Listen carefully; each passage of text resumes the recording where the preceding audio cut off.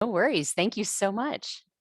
It is such a pleasure to be here. And when I met with Patty and Grant for the first time, I had no idea what to expect, even though I talk and come to meetups all the time, other than I was honored to be asked to present it today. And we explored the needs of the group based on what you've shared and how to build community and what we as humans on this earth need at this time. And the conversation was so inspiring. I was looking through what everyone was writing on the map and also in the chat, and I love to just call out what Lorraine said, and that is happiness is the contentment that comes with knowing you have everything you need and all will be well. Wow, that is quite a feeling. Thank you so much for putting that into words. And I truly do wish that for everyone, even though I know that that's not always possible, is it? So we're gonna work today. I'm really excited to be here, and I'm gonna share my screen with you. You should be seeing the Visual Jam logo, right? Great. Yeah. All right. So, just for some of you who may not already know me, some of you may have known me when I was in Washington, D.C., working with the Visioneering team. That picture in the upper left was from the IFEP Austin when I think we were the closing keynote or something like that somewhere. Maybe it was the opening on the last day. And you may have met, or maybe we met during the European lettering tour. And I've given classes all over Europe. It's been so much fun, maybe in Melbourne for VisConf or online at Let's Letter Together.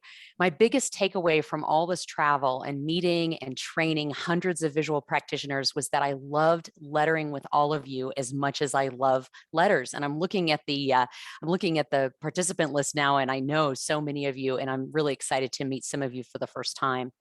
I also realized that all of my dreams on all of those trips began by writing it all down.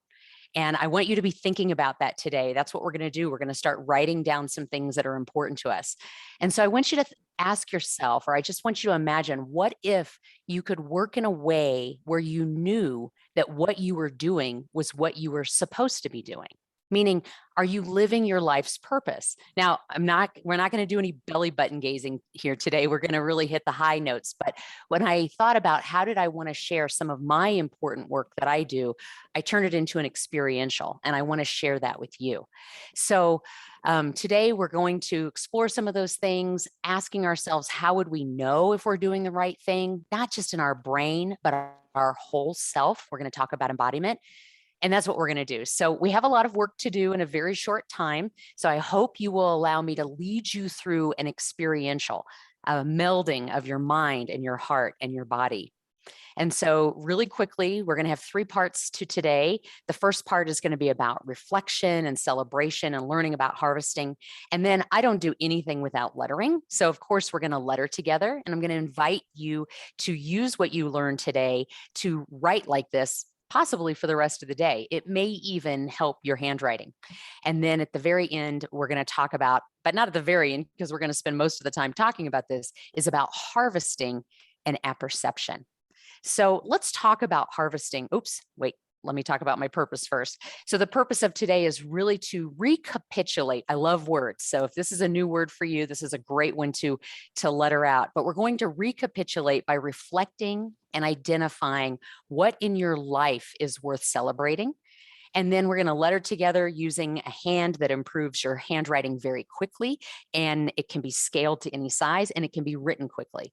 Many of you have probably already taken it. I teach it a lot, and that's Architect.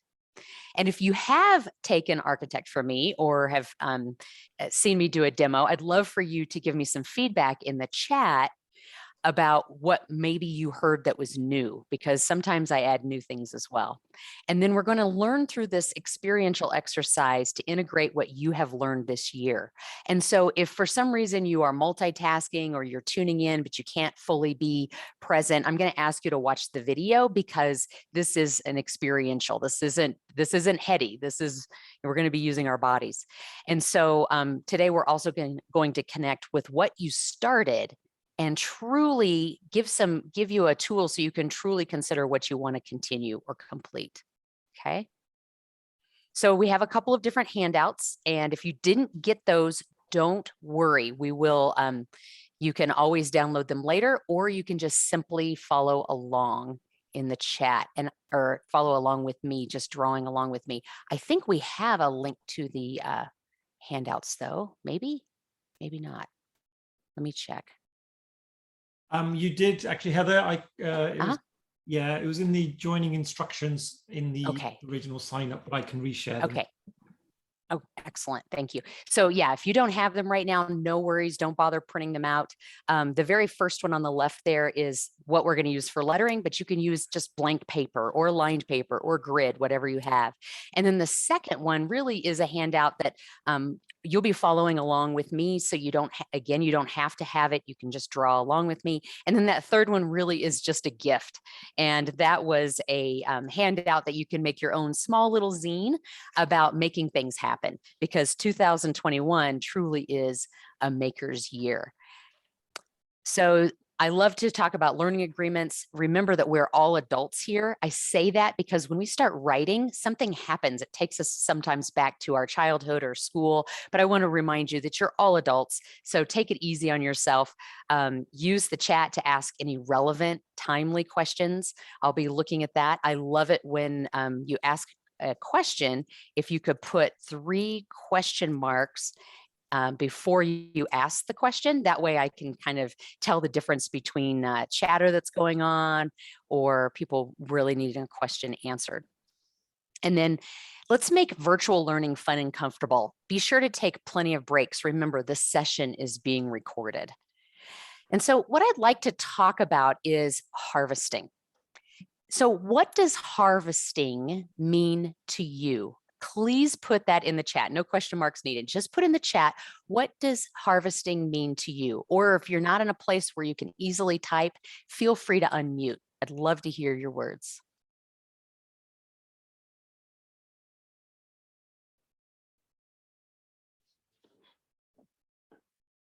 Beautiful.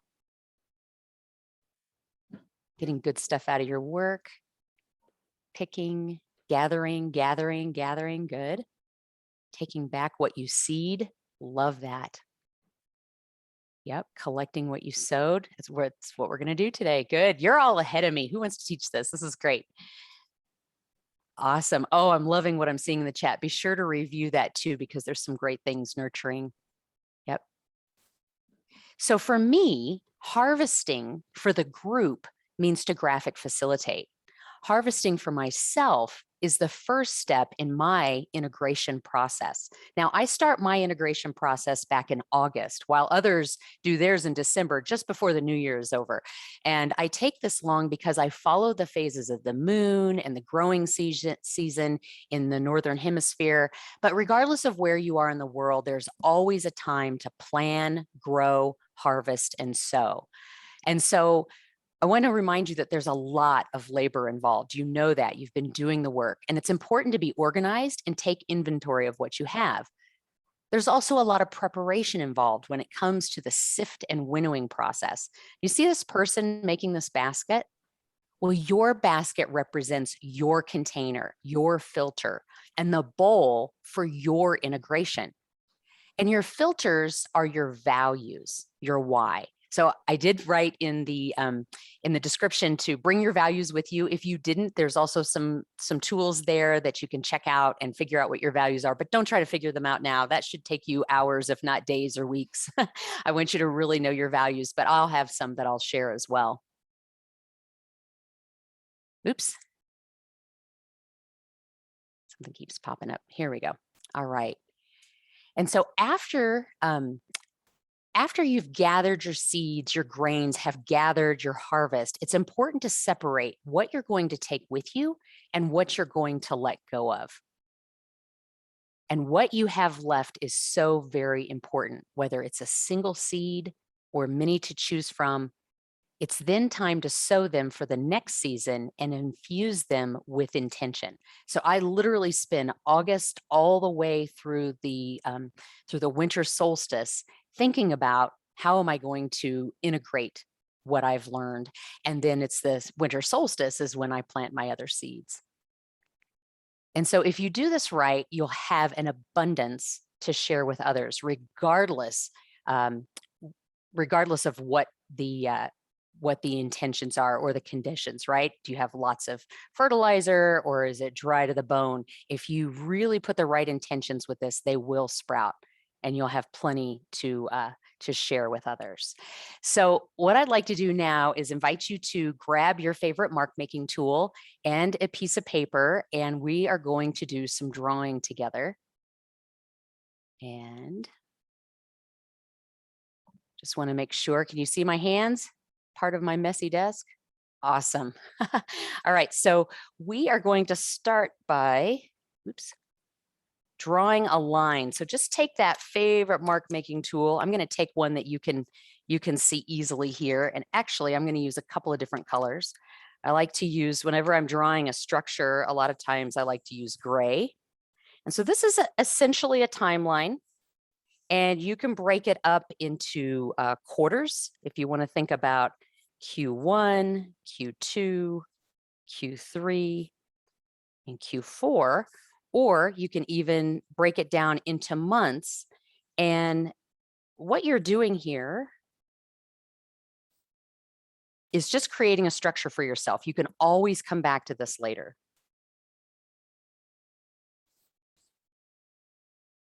And what these letters here are the first letters of each of the month, right? January, February, March, all the way through December. And this is really about this year. So 2021, what are some of those highlights that you had this year that you want to make note of? Am I sharing my whole screen or just my, okay. Just want to make sure I've got all kinds of notes. Oops, now I've done it. All right, from my second camera. Okay, excellent. So we're going to start from these bookends. We're going to reflect on the last year and we're going to celebrate. And so recalling your highlights, what would you include? You can make a marker for different classes that you've taken, maybe workshops, investments you've made in your professional or personal development this year. And I want you to revisit this chart after this session and really reflect. Maybe even look at your calendar or your bank account to see where you invested your time or money so that you can reveal maybe something you forgot about. All right.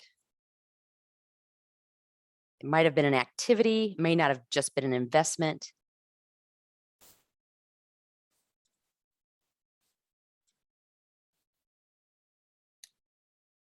And this is the personal part of this meeting. So when we go to share out, you don't have to share any of this. You don't have to share pictures or anything. But I'd love to see your lettering if we on LinkedIn when we go to do that as well.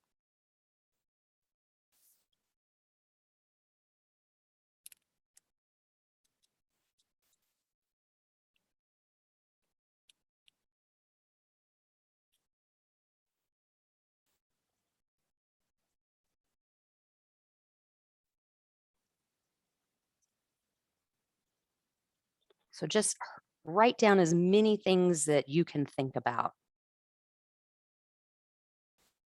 And they might also be peak career things that happen to you that you want to continue or you want to build on.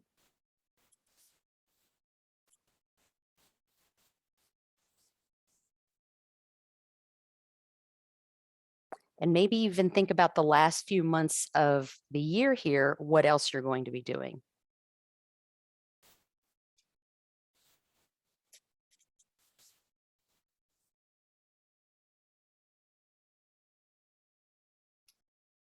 I'm writing these quite randomly, but you might have things that were really important or maybe less important that you might use the up and down axis to determine. I'm just being random at this point.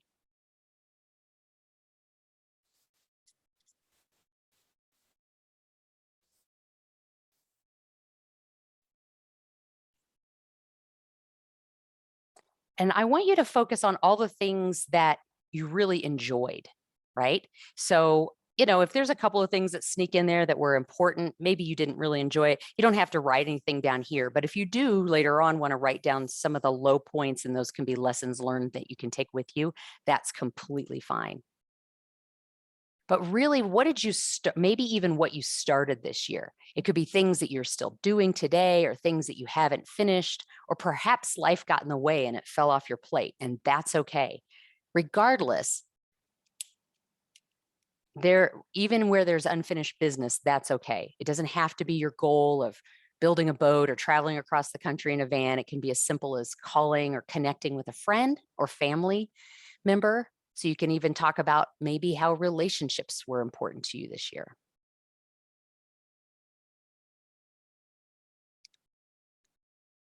All right. So does everyone have at least 3 to 5 things? Might even be hobbies or things that you started that you might want to continue?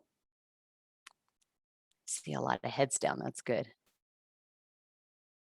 And again, this is just the structure. So we're going to come back to this. I'm going to take you through the process, and then we're going to then you can always come back to it as well. But now I want to interrupt this important work to do some lettering. So believe it or not, it's going to take your mind off of the things that you started and didn't finish. I know that's like, really? Now it's like stuck in my head. But what we want to do, we want to letter because we want to be in the now, and lettering forces us to focus on the present. So if you have this handout, great, go ahead and grab it. If you don't, no worries, any piece of paper will do. And this is where you might really want to show off your stuff on LinkedIn a little bit later, because you're welcome to follow along with my notes and then follow along with my letters as well. And so this lettering style, oops, wow, I just put ink in my marker earlier today, right before this session, so it's super juicy. This is called Architect. Now I've got ink everywhere. An Architect, if you don't know this about me already, Architect in any lettering style that I teach, really, I start out by teaching the attributes so that they're easy to remember when you end up having to work very quickly. So the attributes of Architect are that all of the stems are straight vertical strokes. And all of the circular shapes in this lettering style are shaped like an oval. And that all letters, with the exception of the letter I, fit within a square. And you might be thinking, okay, what's this dotted line down here? If you've taken classes from me, a lot of times I'll talk about the X height. But this isn't really an X height. This is a shape. If you draw this down like at the bottom quarter, you have a space there that you're trying to fill that goes up and to the right. And so for instance, if I were to draw a letter A, let me get a totally different color here. Maybe. If I draw a letter A, my first stem is going to go in the corner, but my second one might not go to the corner. It might be up a little bit. And my crossbar is going to follow that up and to the right. And those are the attributes for Architect. That's it. That's all there is to it. And so let's go ahead and get started. And I'm going to go ahead and draw it from A to Z, though sometimes when I teach, I write my letters in families. But that A, again, you can write along with me, has that crossbar and that up and to the right. Your B is going to have a nice straight stem. You can have a little bit of a crossover at the top if you want, and notice that the counter space is going to be smaller at the top than it is at the bottom. And stylistically, if you don't want to, you don't have to make them connect. Now, your B can be very clean and not have any crossover and connect, but what makes it a Architect B are those ovals. You see that? They're in there. Those ovals are in there. Your letter C is almost a perfect oval. It's just missing part of it. Your letter D, that's going to be very straight stemmed. And then we have another oval. And that oval, again, is what's going to give us that up into the right feeling, that look. Your E, your crossbars are all going to be the same length. They're going up and to the right. And the reason why we like that up and to the right is because as visual practitioners, we are delivering our marker almost ready to write the next letter. Okay. So that letter G is a lot like that letter C, except for we can come down. That's very stylistic. By itself, it might look a little strange. So sometimes when I'm working really fast, I'll actually just bring my G back that way. And that looks more like a G. But remember that when we start to put letters together into words, we start to see what they are. They don't look, they look fine. We'll be able to recognize them. A letter H, now remember the A, remember we didn't come all the way to the bottom. So we can take that second stem and go a little bit higher, the whole thing, and then make a crossbar. My second one's not perfectly straight up and down, but you get the idea. The letter I, we've already made a few of those. It's just a straight up and down. Now, when we get to the letter J, it's sort of a strange shape. So I'm going to break it down for you. First, it's going to look like, say, a Nike swoosh. And then you're going to bring the stem down to it. And the reason why the shape down here looks this way is because, again, we're going for that oval shape.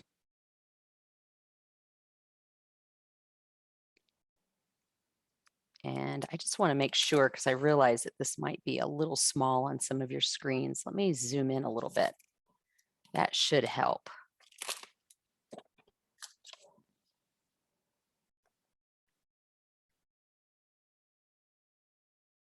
All right. So letter K, again, we have the straight stem. And I wasn't looking at the chat until now, so I'll answer some questions in just a second. That letter K, remember, we're doing that up and to the right, so that leg of that K doesn't have to come all the way down to the bottom. Yeah, so there were some questions about my markers. So right now I'm using the Neuland #1 outliner round nib. It's a monoline marker. Make sure I'm still on the screen here. Here we go. And again, that up and to the right. It's a monoline marker. So no matter what direction I write in, it's always going to be the same even line. Now the letter M, there's some examples over here. That letter M, I want you to imagine it walking up a set of stairs. And a couple of things to remember, that not only does it go up, but the first and the third line are parallel, and the second and the fourth line are parallel. And again, if this seems like it's got too much of an up and to the right, that's fine. You can always make what's called a Roman style letter M. But the key is that middle, all of these downstrokes, that they meet, that this comes all the way down, that you don't make an M that looks like that. Mainly because that style is really hard to replicate over and over again. It's hard to get the spacing right. There's not very many styles that's originally, I know some people learned that way, but it's not as readable when you start going really fast. Now the letter N, remember the H, same idea, doesn't have to come all the way down to the baseline. It can go up and to the right.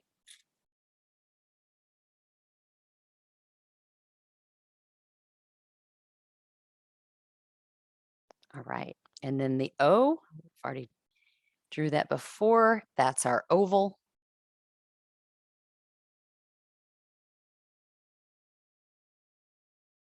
The letter P is like the B, only that the counter space that we're going to create is going to be bigger, because it can be, because it's going to look more readable that way. The Q is like the O, and we're just going to give it a little bit of a kickstand. For those of you who know me well, know that I love the letter R, my favorite letter of the alphabet.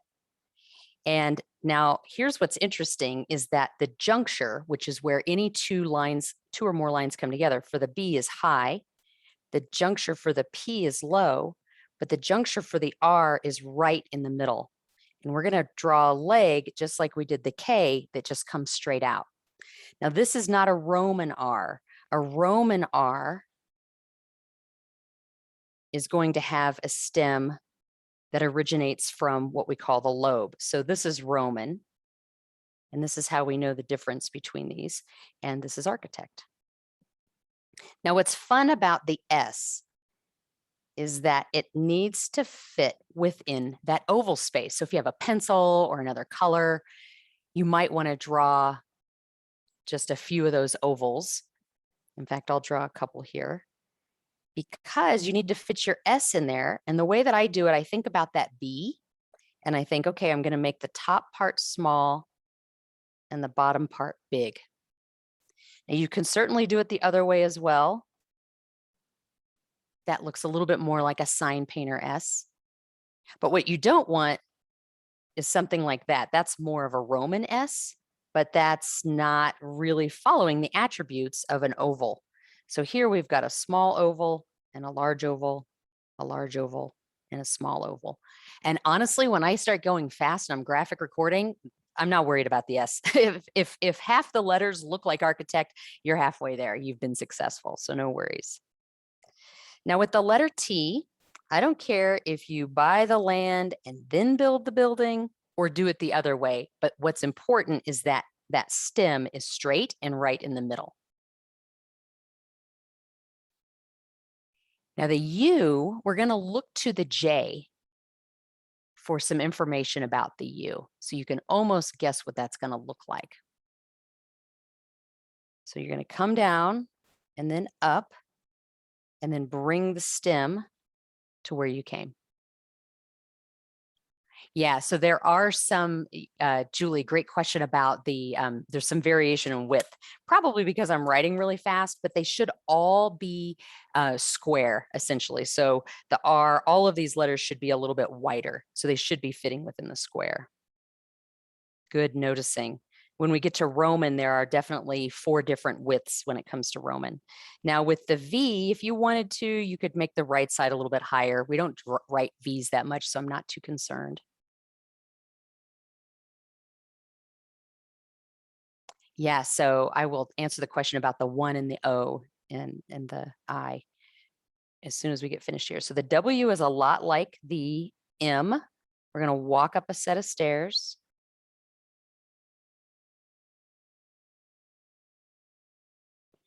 The X, you can make it so that the first, or I will say lower right, because you can make an X all different ways. You can start from any direction, but the lower right doesn't have to meet the baseline, and the upper right can go up higher, but the key is that visually you want that cross to happen in the center.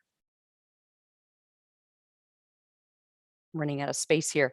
For the Y, we have a nice wide V and a short stem.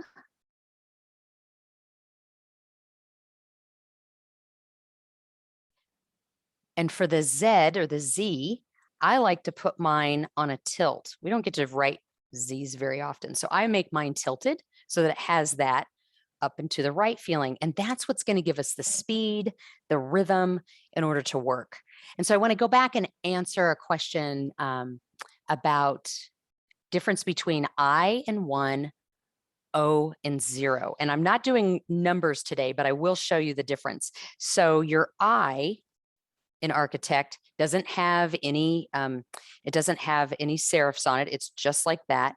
But the number 1, I would write with a small little tick there. And then the O is going to be that oval. And anytime you write a 0, it's going to be more narrow. That's how you know the difference. You can also put a line through it, but because it's so narrow, I wouldn't do that. So here I would write, this is a 1, this is an I, this is an O, And this is a 0. Excellent question. I love it. No one's ever asked me that in one of these really simple demos. All right. So love the fun fact that Visual Jam logo started out as an architect lettering, then was stylized. Love it. Any other questions that I may have missed? Yeah, so what does a question mark look like? Yeah, I can write that, or anything else. I don't want to spend too much time on lettering because we want to get back to our other work. So again, a question mark is going to be very simple. We're looking for that oval and we're looking for that straight line. Excellent. Good.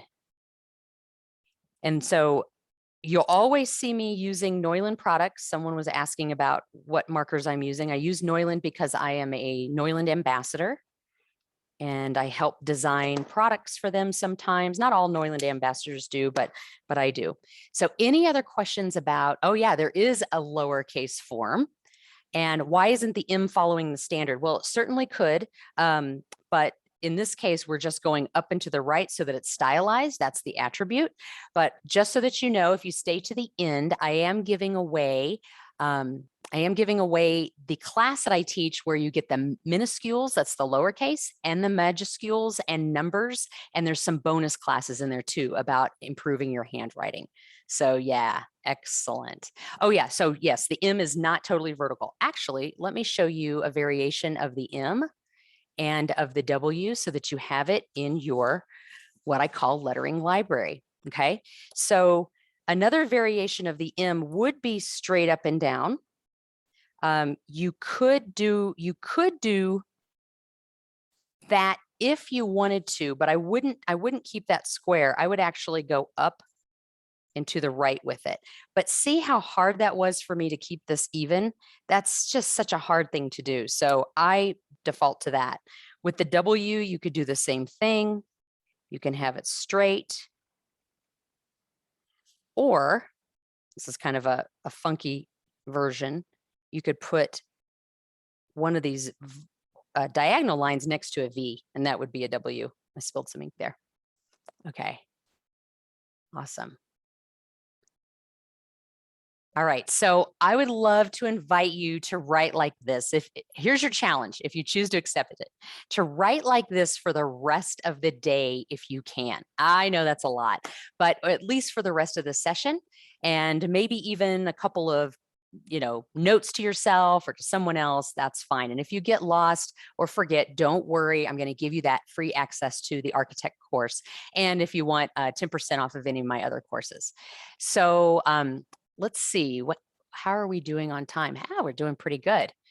All right, so let's, what I'd like you to be thinking about as you look at your letters that you just wrote, do you have a favorite letter that's popping out to you? And if you do, go ahead and rewrite it again. And I want you to put in the chat, do you have a favorite, whatever your favorite letter is? G, Q, nice. S, oh, I love it, good.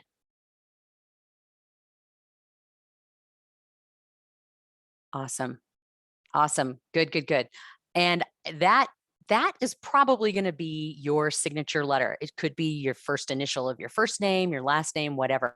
But I want you to be able, I really want you to like sear that letter into your brain, almost like it's your brand, because even what you're doing, even if you don't know a lot of lettering styles, you're going to remember that letter the next time you write it.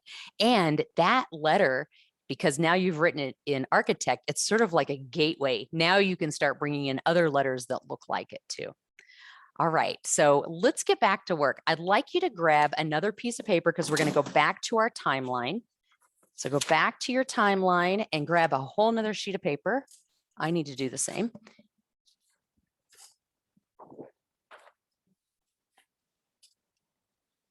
And I want you to make a list. Let me grab my screen here for you. Oops. I dropped my keyboard. Okay, you're only seeing part of it. There we go. Excellent. All right, and I'll answer more of the lettering questions at the very end. We're actually going to stop learning lettering now, and we're going to get back to what we were working on before. And if you're just tuning in, that's okay. You can rewatch the video and work on creating this structure. But what I'd like you to do now is I want you to make a list of 1 to 3 things from your original list, or if you're just tuning in now, I want you to write down a few things that you started that you are still doing. So what are some of the things? It could be a hobby. It could be something that has to do with work or family, something that you started this year or have been doing for a while that you're still doing. It's a part of your life.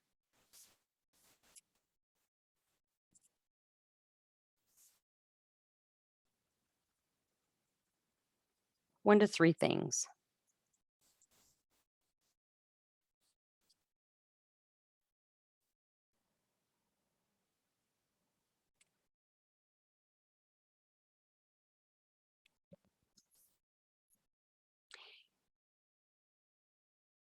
And these are the things that you are doing. So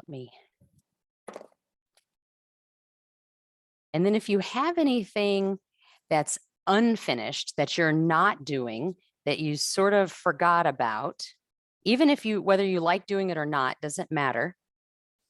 What are you not doing anymore? And maybe they're not on your original list. Maybe you just thought of them.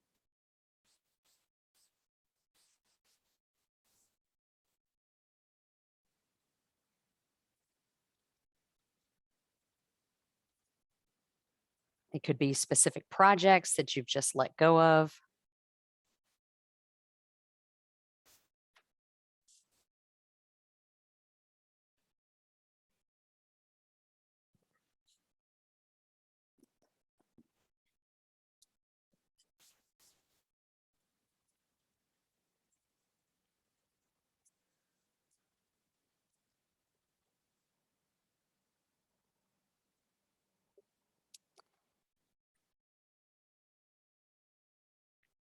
So could you rank these things? Could you rank what's the number one thing you really enjoy?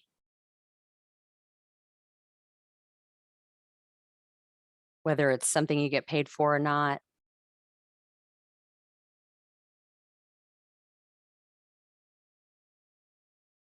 And then I want you to write down your whys.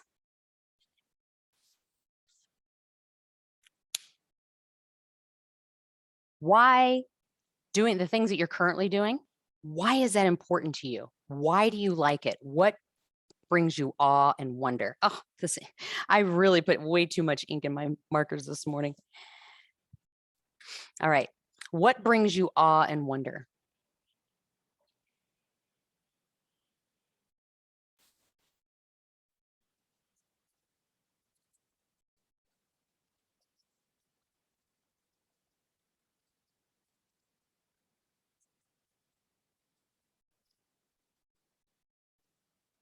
And as you write, and I'm writing very quickly, so you're seeing my handwriting, I'm also thinking about architect. Oh, yeah, as I'm writing something.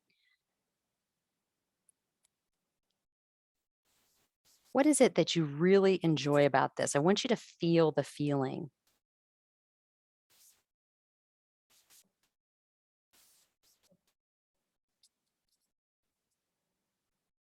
And even if it's unfinished, what was it you really enjoyed about that?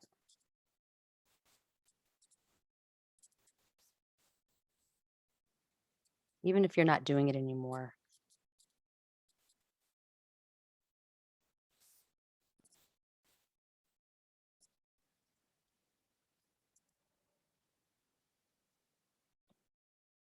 And these are your things, not my things. So don't copy off of me. Find your own.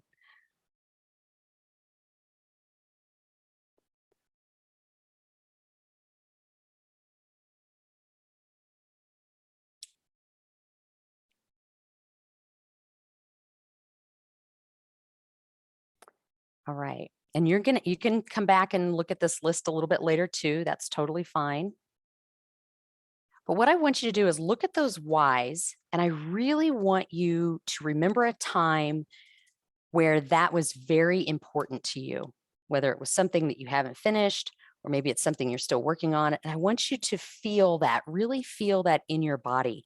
And if you need to put your feet flat on the floor or close your eyes or rest them in a place in front of you, I want you to feel in your body while you were doing that. How did that make you feel? What was that like?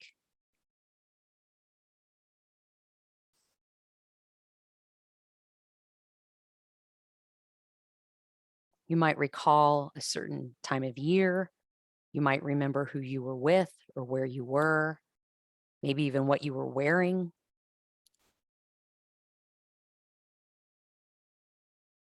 And I want this to be a good feeling. And there can be some, something that goes along with that, right? Like nervousness, anxiousness, excitement. But this is the good stuff. I want you to feel the good stuff.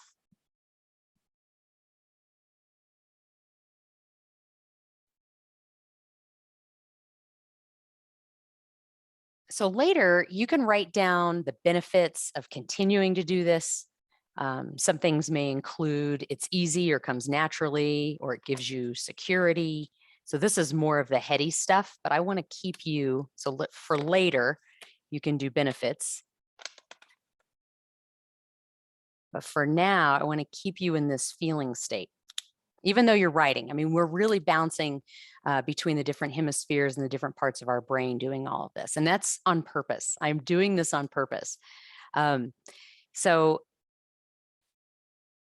what I'd like you to do, since you're thinking about all these things, I want you to also now look at the unfinished stuff and holding on to that why, these whys, probably over here. Can you still do these things? Does it feel like it's too much, or does it feel like maybe they're not as important? So you're thinking about what you started and you're still doing, you're thinking about what you started and it's unfinished, you're thinking about your why. Even though I said later you're going to think about your benefits, I bet a few of them snuck in there. And so you're thinking about a lot of things all at once, right? So now I want to add a whole nother concept to this idea, and it's called apperception. So apperception, it's a noun, is the mental process by which a person makes sense of an idea by assimilating it into the body of ideas that you already possess. And you do this when you're practicing apperception in the moment. You have full conscious perception. So if you're doing any work in presencing or embodiment work, what you're doing is you're practicing apperception. All right. And we're going to talk about this a little bit more, but I want you to experience apperception on another level. So I'm going to have you listen to a piece of music, and you may close your eyes or rest them in a point in front of you. And what I want you to do is really listen and take in everything you're hearing. Now, I will give you a heads up. This was a piece of music that Patty shared with me, so you know it's going to have a lot going on, right? And that is on purpose, because I want you to listen and pull out one sound, one beat, or one tone, whatever it is that first attracts you, the first thing you hear. I want you to listen and focus on that. Let the other sounds ebb and flow, weaving themselves around, but I want you to try to focus on one piece and make it the loudest. I mean, it doesn't have to be the loudest, it could be the softest, but make it in your head the loudest you can hear it, and hold on to that, like a bold line versus a dotted line, okay? And I want you to stay connected with it. So I'm gonna share this sound. Let's see if I can do this. And it's actually going to show the whole video, but if you can close your eyes, that would be great. And here we go. We're going to, hopefully the sound is not too loud. It should be loud enough for you to hear. And it's only a few seconds, so work fast.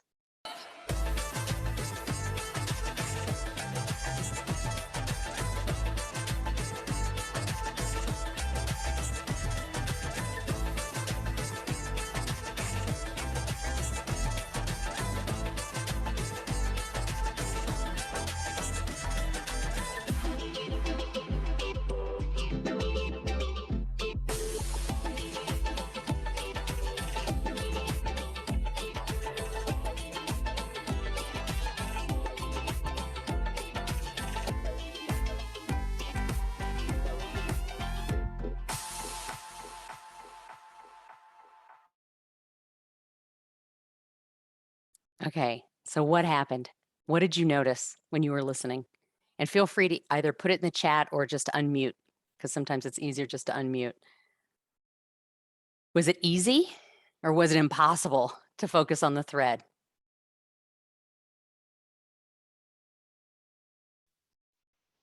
I thought it was easy. Yeah? Yeah. Like the upbeat or uptone. I don't know what that is called. You could focus on it. Okay. Anyone else? Thank you. Feet are tapping, something's bubbling up. Yep. Your body got into it more than your brain. That's great. You could get distracted. That's fine. And sometimes it's not easy. And the reason why I wanted you all to experience it and then share is because some people were like, yeah, they were getting into it. They got into the groove, and other people may have felt lost. And the reality is any given day, in any given moment, you could feel totally focused or totally lost. How many of you have felt that way where it's like, oh, I cannot get focused, or you're in the flow, you're really doing it. Yeah. So I want you to notice, if you could focus, what was it that helps you do that? Now, I have lots of different techniques and things that I do to help me focus and be productive, but feeling it in the body, and even if you couldn't focus, feeling that in the body is an indication to you of how you're taking things in. So let's go back to, or let's just talk a little bit about, I'm wondering if while you were listening to the music, did you forget about the list you made? Or were you still trying to think about that too? And there's no right or wrong answer. It's fine. Some people want to hold on to the thread. Yeah, some of you forgot. Good. That's good. And it's just like the lettering. A few moments ago when we were lettering, we got lost in the lettering. We forgot about what we did earlier this year, what we started. And so I'm bringing this back around because I want you to have that experience of feeling logical and thinky and then feely, and then what that feels in your body. So what does this have to do with lettering? Well, when we're present with how we feel and what's happening within us and around us, our lettering will actually improve, because we can follow what's going on in the room. If you're a visual practitioner, or the conversation, you're capturing what's being said and what you're thinking about, and that form of lettering, the speed at which you're writing, and the meaning, so you can make all of those connections. So I'm going to share with you a quick concept. And the reason why I'm sharing all of this, honestly, is because when I talked to Patty and Grant, they were like, give us that, give us that, give us that. So I'm giving you a sprinkling of a bunch of different ideas. And so when I talk about this, and I think if you were in one of my really advanced lettering classes, you probably have heard this before, or you may have seen this on my social media because I threw it up there one time. But I call this is really the speed in which we as visual practitioners are working. And we can think faster than we can listen. And we can listen faster than we can talk. These are all different speeds. That's why while I'm talking or anyone else is talking, you're listening and you're like, oh, they're talking so slowly. And then your mind starts to wonder, you're not doing anything wrong. This is a function of how we operate, how our brain works. All right. And then it's a really, really, really, really long time before you can write. And some people can write faster than they can draw. And some people can draw faster than they can write. And so this really is time. So we've got slow over here and fast over here. And this is why when we are writing, we can't write and draw as fast as we can listen as somebody's talking. And that's probably a good thing. We're not a machine, right? But it's even better that we can think faster than all of these things. And that's what allows us to distill everything down and make the connections that we need to make as visual practitioners. Now, I know some of you aren't graphic recorders. That's totally fine. But this is why graphic recorders can do the things they do. It's why we're incredibly in awe when we watch them do their job. And when those of us who have done graphic recording, when we have the experience, we're sort of like, how are we doing this all at once? And this is why. So this was a concept that I wanted to share with you. And I love that some of you are talking about how much you like architect. For me, this sounds silly, but it makes me feel smart. It doesn't necessarily calm me, though practicing and teaching calms me down. There's a lot of other really great lettering styles out there that can help you calm as well. All right, so I'm going to switch gears again. I keep switching on you. I want to go back to that task that we have at hand and those lists that we created. Okay. And so I want to know, of the things that you're still doing, are you still motivated to do them? Do you still have energy around them? Or is it something that you have to do? And then I want you to look at the things that are unfinished. And is there something that you want to bring back into your current state? And you might just circle it like, oh, I really want to get back into that again. Because what's going to happen is probably one of the reasons why you're not doing one of these things anymore is because you don't have the time, right? There could be something there. So if you're having a hard time choosing, this is where the integrating our harvest comes into play. Okay, so if you have this handout, great. If not, you're welcome to take a screenshot, or you can go back to the Meetup page later on and grab the link and download it if you want it. Now, I have my values written up here, and I have two different kinds of values. I have aspirational values, and these are actually the values that my company that I work for, it's the values that I have with them, and it's the reason why I'm working for them, because our values align. And then I have these are the values that are truly important to me, that are important for me to embody. So these are my personal and my professional values. And I have the values that really are for me on the inside: creativity, autonomy. And then I have values that really affect my outside world, the relationships I have with others, where I am in time and space, that apperception to the world, and the service that I have, that I like to give to the world. So when you're thinking about those things that you want to apply, we're going to get there in just a minute, but your values are most important. Now, I built this as a light blue so you can write right over it with a black marker, your own aspirational values. What is it that you want to get to? And then what is it that you truly do, that your true core values are? And these are important because these can help you make those decisions. All right.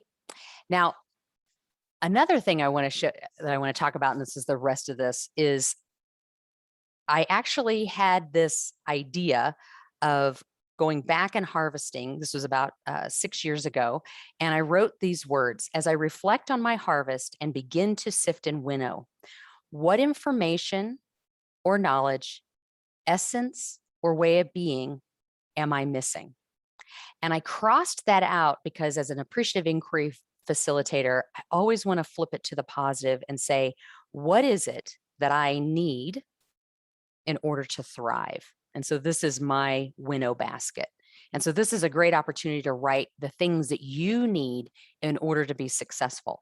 And once you choose these things that you're still doing and that you want to continue to do, or maybe something that ended up in your unfinished list that you want to make time for, roll those through your values. Do they align with your values? That's going to be what gives you your purpose. And then what is it that you need in order to thrive? And that what you need in order to thrive, those words, it might be support from other people. It might be learn new skills. It might be new resources that you don't have. And that might also be something that prevents you from doing something. But each of those things becomes that weaving in that basket, right? And so that becomes your filter.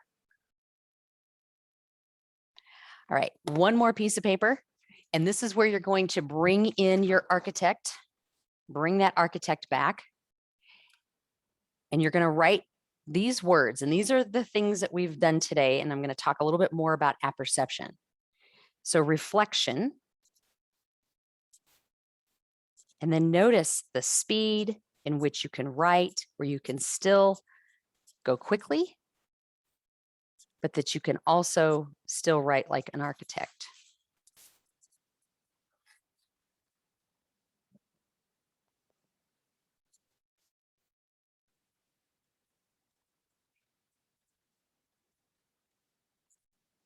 And if you run out of room, we've got 3 words here. We're going to do 3 more words. And these are big words. You can just write them down here so that we have room underneath to make notes. Apperception.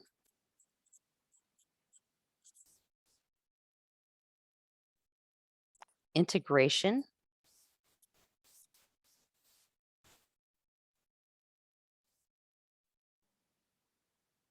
And celebration.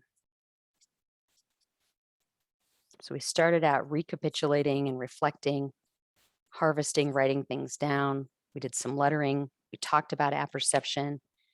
We celebrated when we talked about the things that went well this year.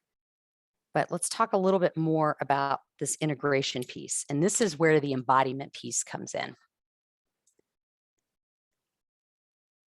And you're welcome to write any notes on this. This is where you get to talk about which part of the process did you enjoy? What did you learn? Were there any kind of ahas? So feel free to do that. And I want to talk about this apperception piece. So this is the bottom part of that Integrate Your Harvest handout. This wave of energy, I call the path of knowing. And what that means is if you were to learn something new, the first thing you're going to do is comprehend it. You're going to read it. You're going to think about it with your head. And then you might also ask yourself, how does this make me feel? And when you get into that feeling state, if you truly start to ask yourself, not just feeling like emotional feeling, but physical feeling, you're starting to bring that into your body for embodiment.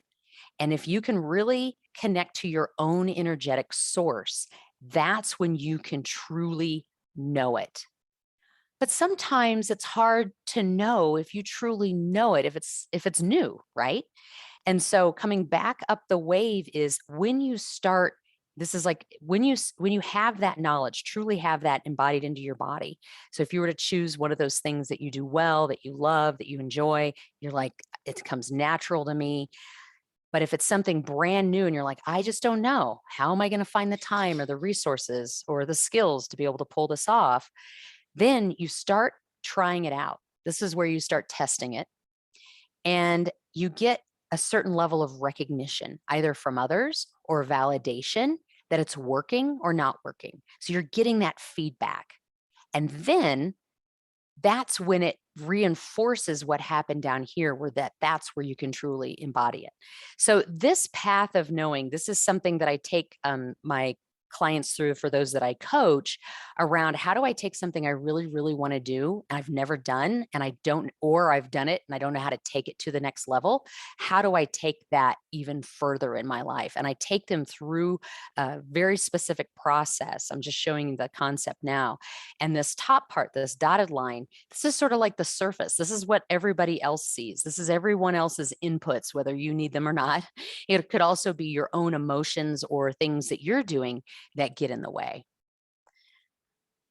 All right. So I know that this was a lot. And so what I'd like you to do is go back to that sheet where you have reflection, harvest, lettering, apperception, integration, and celebration.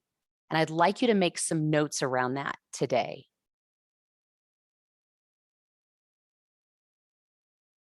And you are welcome to unmute or put that in the chat. What were some of those aha moments?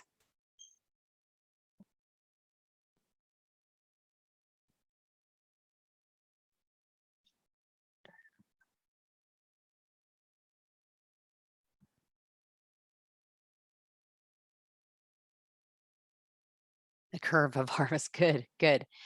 So I was a little nervous, and I shared this with Patty and Grant before we got started, that I've done this with individuals and I've done this in small groups, but I've never done it in a large group. So I have no idea what all of you are thinking. You're like, whoa, she's out there. I thought we were going to learn about letters. And I can certainly answer some of those other questions. Yeah, apperception. Good. One of the things that I teach with apperception, I teach people how to do tech hosting online, and I teach them how to be present as a tech host so that they can be of service to the group using apperception and how to be able to juggle everything that's going on at the same time. But we don't have to be online to do that. We can do that in our relationships. It's really about presence, but then what are you doing with the information that you're getting by being present? And if you can start pulling some of those things that you've started, but maybe didn't continue, ask yourself, is it still important? Is it still meaningful? And can you let it go? Because sometimes if you're like me, I have more ideas than I can actually pull off in a day. And I don't know how I'm going to pull them all off. And so I have to let them go. And true leaders can let things go in order to lead in bigger and better ways.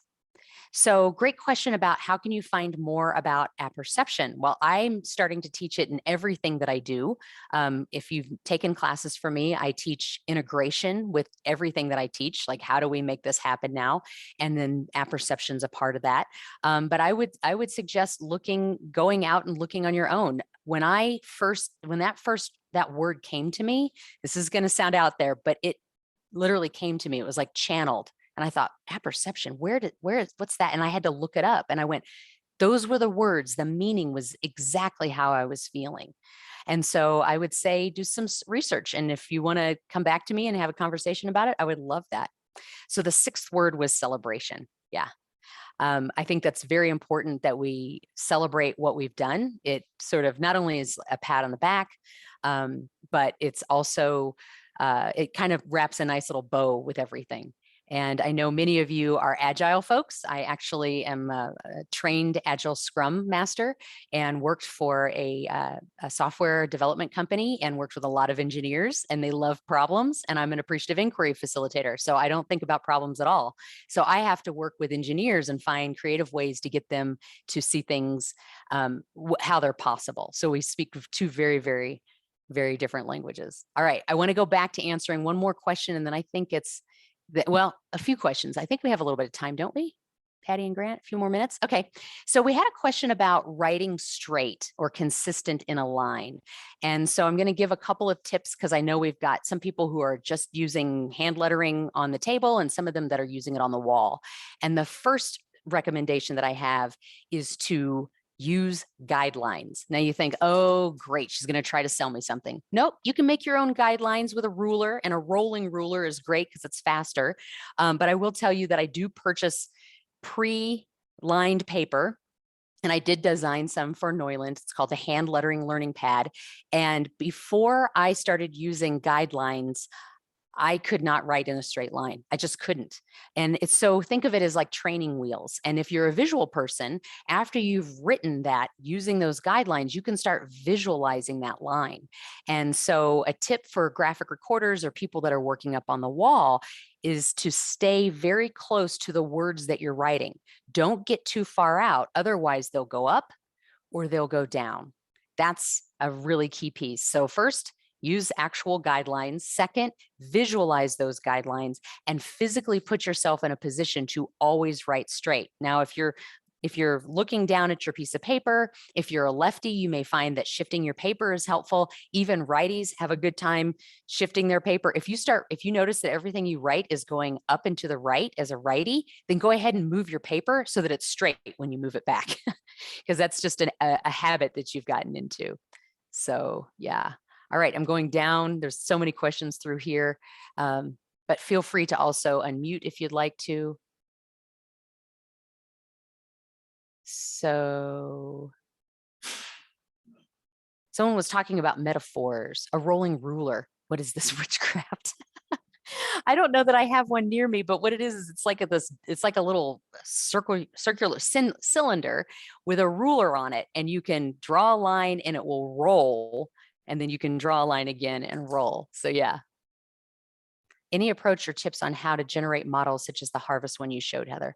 Oh, that's a really great question. Oh, Antonio, I'm going to have to think about that. I think it's because I have a background in leadership development. So that's a lot of business models, they're always trying to explain concepts in visual ways. And so for me, because I had very early on, I had that experience. I see models now. So when I hear concepts or I think of concepts, I have to think of what's the best visual way to put them together. There are a lot of companies out there, and that's a great question. I will make a note to follow up on that and put that in the Visual Jam conversation, because I know of a couple, just not right off the top of my head, I have to find the links, but where I found a lot of really great simple models and icons that you can put together to be able to do that, or at least inspire you to be able to share concepts with other people using very simple like business graphics and just graphics like that. Let me just write this down. Or draw a picture. That can sometimes be faster. All right. What other questions do you have? Oh, good. Someone put a rolling ruler in the chat.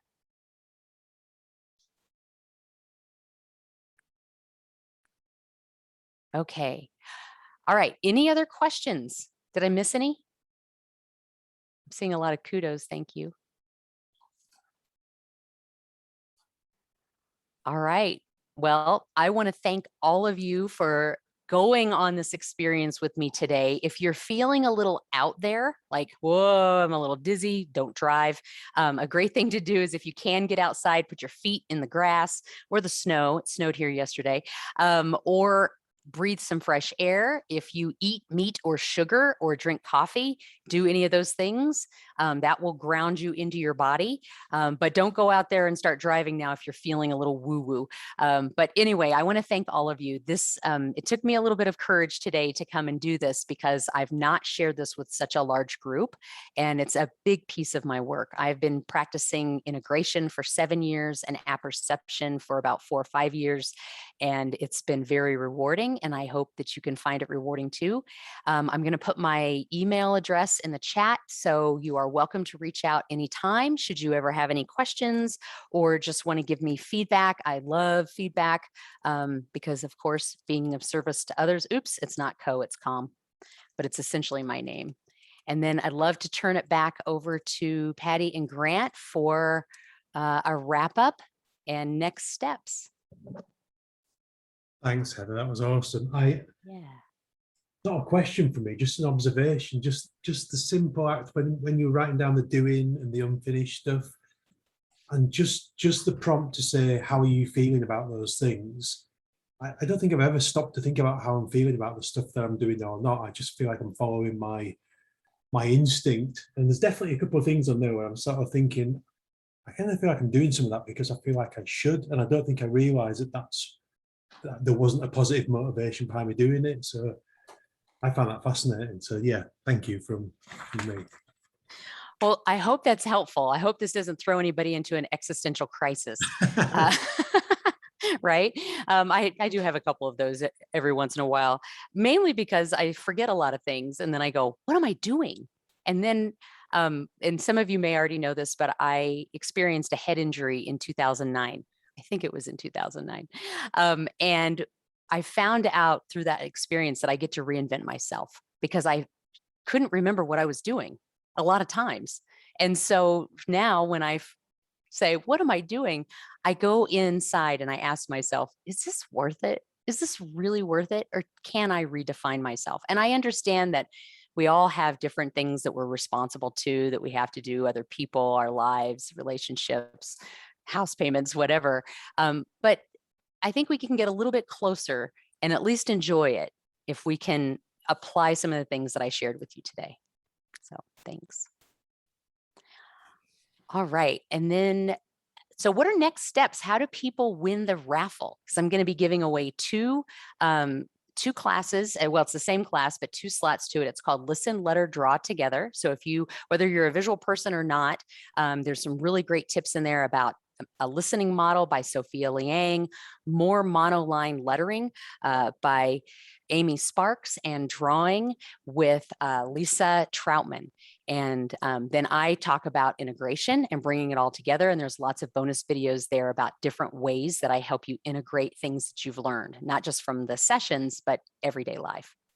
Oh, so what's the next step, Patty? Yeah, no, thank you so much, Heather. I was just going to echo Grant's appreciation as well, because I think it's absolutely amazing experience that we've had today. But in terms of next steps, so I posted a link in the chat, which is a LinkedIn post, which I created on the slide as you were going through that session. So if you would share, well, you can share anything from today's session, anything you're comfortable with sharing, if you can add it to the comments on that LinkedIn post.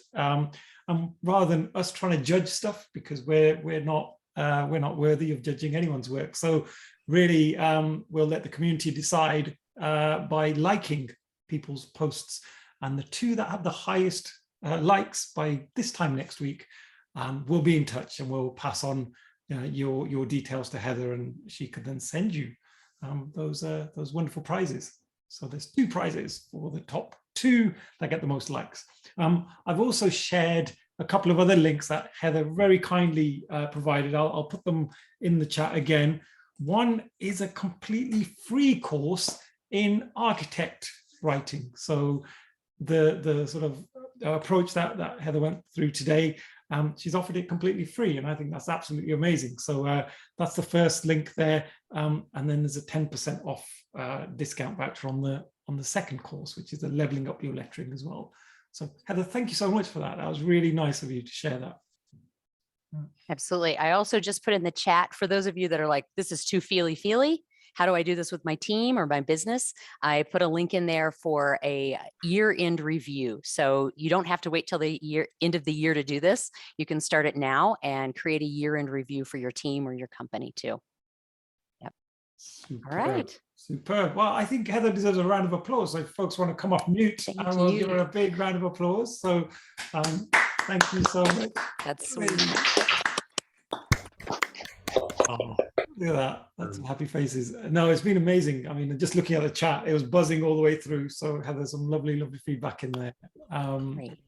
So just to let you guys know, the next Visual Jam, and I do know the date on this one. I always forget it because Grant always puts me on the spot at the end. Gotta get this one right there. Yeah, I got it. I've written it down. So 10th of November is the next Visual Jam, and we're doing a bit of a Diwali special because it's kind of Diwali, which is an Indian celebration of light, is around that time somewhere or other. So we've got a lovely guest, Mamta Singh, who's if anyone follows Mamta Singh on LinkedIn, she does these amazing murals on walls and stuff. Absolutely amazing.